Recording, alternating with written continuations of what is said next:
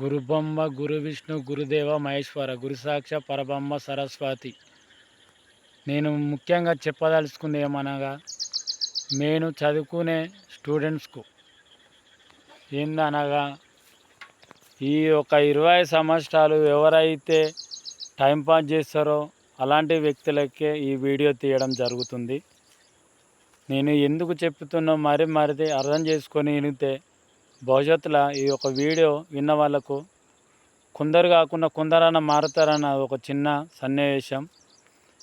ఈ 25 సంవత్సరాలు ఎవరైతే టైంపాస్ చేసి చదువుకోక రోలప్పని తిరిగి గల్లీలలో తిరిగి చీటికి మాటికి రోలప్పని తిరుగుకుంటా టీచర్లని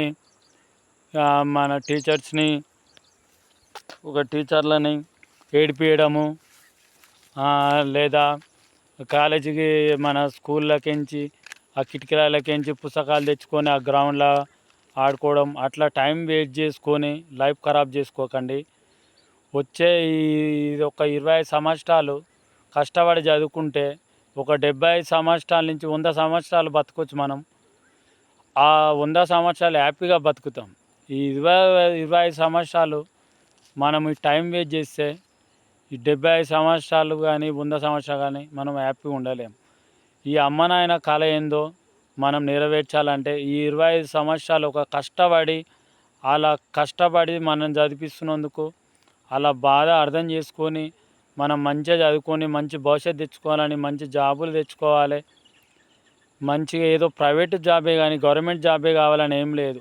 అలా కళ నెరవేరుతుంది. మనం ఏదో కంపెనీలోనే ఏదో చేసుకొని సూపర్వైజర్ ఏదో ఒక వర్క్ చేసుకుంటాం.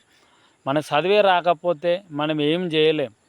ఇప్పుడున్న సిచ్యువేషన్లో చదువు తప్ప మనిషికి ఇంకో మార్గం లేదు. ఎందుకంటే ఈ వ్యవసాయం వచ్చిన మందులకు పంటలు పండుతలేవు, గిట్టుబాటు ధర లేదు. ఈ ప్రభుత్వాలు 5 ఏళ్ళకోసారి మారుతున్నాయి. ఒక సంవత్సరం అలా ప్రచారాలకు సరిపోతుంది. ఈ 4 సంవత్సరాలలో మనకు ఈ ప్రాజెక్టులు అది ఇది అని టైం వేస్ట్ చేసుడు తప్ప ఈ రైతులకు ఎలాంటి లాభం లేదు.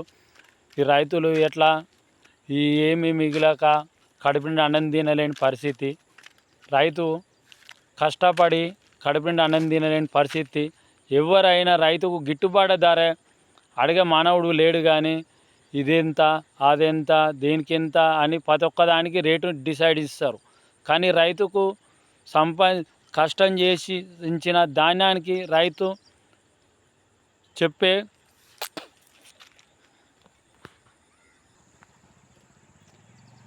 పండించిన ధాన్యానికి కూడా రైతే ధర చెప్పేటట్టు ఈ వీడియో అందరి కోసం.